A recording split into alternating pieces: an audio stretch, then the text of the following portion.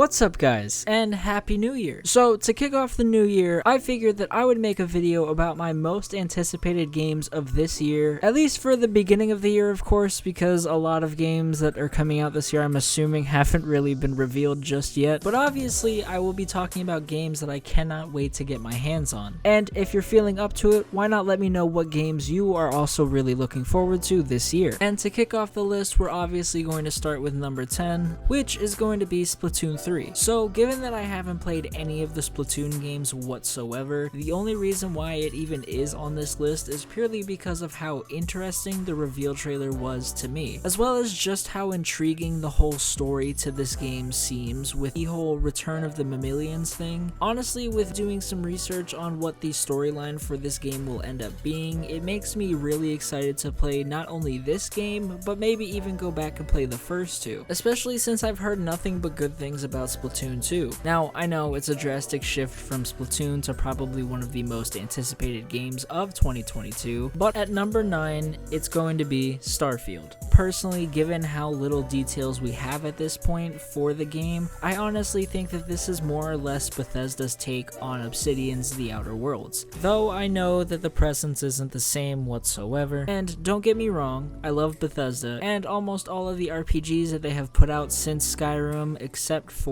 Fallout 76, and I do love the concept of this game and have wanted Bethesda to make a game exactly like this for years, but I honestly just am not convinced that it is going to be the best game of 2022 like a lot of people are saying, until we see more trailers and some gameplay. But for now, we move on to number 8, which is going to be Kirby and the Forgotten Lands. So originally when this game got revealed a few months ago, I was really excited because this is genuinely the first Kirby game in a very long time that I have actually had a desire to play, which is why it's number 5 on my list, because though I do adore Kirby, I'm not exactly the biggest fan of these games, but given that they are taking a shot at Mario Odyssey-ifying this franchise, I will be more than happy to dive back into a Kirby game after like 15 years. Because of course Mario Odyssey is one of the best games in the Mario franchise to date, and if they manage to do the same thing with Kirby, it will obviously become one of the best games in the Kirby franchise, and possibly one of the best games on the Switch period. Moving on, number 7 is Tunic, an indie game reminiscent of the Zelda franchise, where you play as an anthropomorphic fox dressed up similar to Link, and can only progress past certain areas after you unlock certain weapons or abilities, exactly like in The Legend of Zelda. Most of the dialogue is all in an unknown language, at least to us, the player. The fox understands everything, but only a select few words will actually be legible to us, so we have a little bit of an idea of what we need to do for the puzzles or where we need to go. And honestly, given that this game is all made by one person, blows my mind given how well done it actually looks. And between you and me, I think that this definitely could be one of the best indie games that come out this year. And speaking of indie games, we're moving on to number 6, which is Hollow Knight Silksong. And of course, it's the sequel to Hollow Knight, but unlike the first game, this game will follow the knight's sibling, Hornet, on her quest to discover why she was brought to the strange kingdom of Farloom. Honestly, given that they are taking such a big risk by changing the gameplay completely, at least by the looks from it, because most of the mechanics are pretty much the same aside from all of the abilities, the way that Hornet fights, heals herself, and so much more. And all of those changes is what makes me very interested to play this game, aside from how great the first one is, obviously. And given how insane some of the endings are for the very first game, I cannot wait to see what happens in this one. Now, number 5 is one of the longest awaited games with God knows how many delays, Digimon Survive. Now, I know this one's a little crazy. Given how long this game is stuck in development hell, there's only 2 outcomes for this game in my opinion, which are it will either end up being just as bad as Cyberpunk was upon launch, or it will be one of the best games that Digimon has ever put out. And honestly, I'm willing to put my money on the latter, because a survival survival strategy, tactical RPG, where all of the choices you make matter, multiple endings, and people can die if you make the wrong decisions. Honestly, I don't know about you, but that sounds like an absolutely insane game that, if done right, could be amazing. And also, admittedly, I know next to nothing about Digimon's lore, but I don't think that is anything like any of the other games. Feel free to let me know in the comments. Now, my only hope is that it will actually come out this year and will show people that Digimon actually deserves a lot more credit than people give it. Now, I'm gonna be honest, this game is actually in a three-way tie with the next two games on my list, but either way, let's continue on with number 4, which is going to be Aion Chronicle Rising, which is a gorgeous 2.5D town building RPG, which also happens to be a prologue to the game that might end up being one of the greatest games of 2023, which is Aion Chronicle 100 Heroes. Now, Aion Chronicle Rising seems to focus on just 3 characters so far, who are the main character named JB, a quote-unquote honorable scavenger, Isha, who is the acting mayor of the town and is also a mage, and Guru, a kangaroo mercenary. And not only do we get to play through a fantastic looking game that, in my opinion, looks just like the child of Octopath Traveler and Stardew Valley, and given how I couldn't put down either one of those games when I bought them, I think it's pretty obvious why I'm so excited. But it is also supposed to introduce and flesh out a backstory for several characters who will be very important in the sequel to this game. And given that this game is taking place before a war that happens in between the two, I can't wait to see what transpires in this specific game. Now, following that is my number 3, which is Square Enix's Project Triangle Strategy. Honestly, I feel like this game could easily be one of the best games of the year, just because of how gorgeous this game looks in all of the trailers. And if you are somewhat interested in this game and are not entirely sure if you will like it or not, I think the demo is still playable. I could be wrong. But honestly, after playing the demo for this game, I was beyond sold for it. Because from the story to the characters and even with the in-game mechanic, literally every step of the game holds weight. The game plays pretty much like Fire Emblem, but unlike with Fire Emblem, the game presents you with decisions to make that will change what happens in the story, and not only the story, but these choices will also dictate on which characters support or oppose your cause. And though I still feel like the name for this game is god-awful, it hopefully won't take away from its performance when it finally releases. Now, next up probably will come as such a surprise given how much I talk about this game on this channel, but my second most anticipated game of 2022 is going to be Pokemon Legends Arceus, aka Pokemon Breath of the Wild, even though it's more Monster Hunter-esque than Breath of the Wild-esque, but the details don't really matter. Now, if you've been following my channel for a while